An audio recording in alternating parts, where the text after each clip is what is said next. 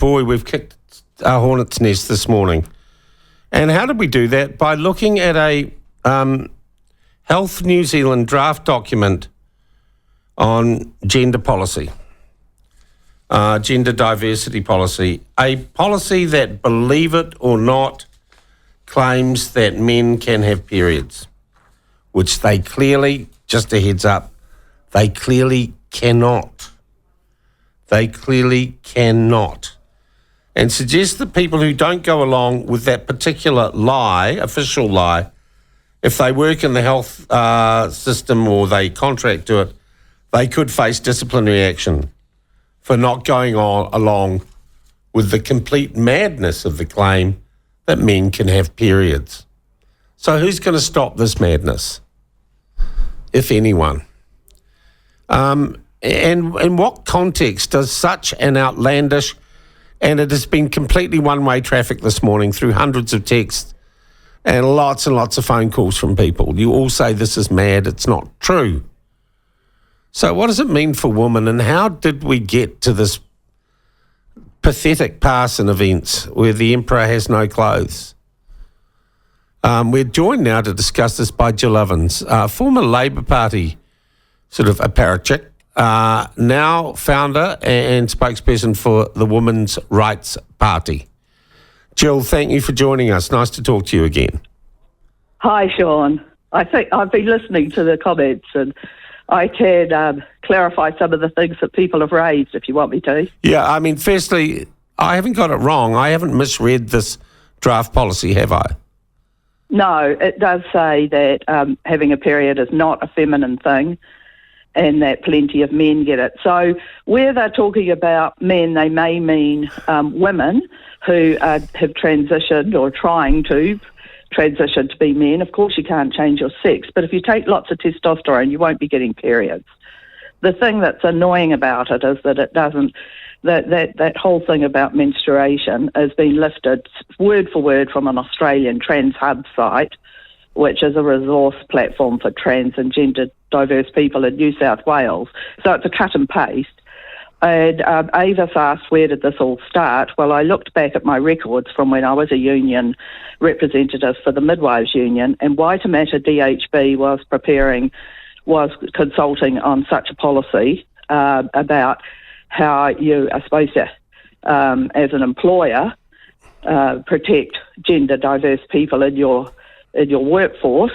No mention of women, of course, and what that impact might have on the women. But that was back, version 9 was in June 2022. So Health New Zealand is not the Ministry of Health, it's Te Whata Ora, and it came from the 20 DHBs, which were busy yeah. And now its board have been removed and replaced by Lester Levy as Commissioner. That's right. Okay, do we know if this draft policy is still actively being developed, though? Oh, yes, it's dated the 2024. So sorry, you dropped out there, Jill. Dated the when? The 24th of July, 2024. That's the date on it. Okay, so it's absolutely current. Absolutely.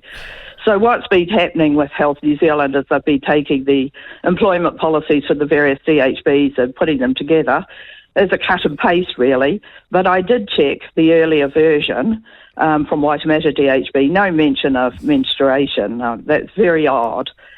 The thing. Do we know who wrote this? No, you don't. You never know. You never know who's actually written it. But well, who do we get to stop it? Because it's insane, Jill. Well, the unions are being consulted about it, so I would like people who are union members within the health sector to contact their unions and tell them it's bullshit. Call it for what it is. But the unions are all woke as, Jill.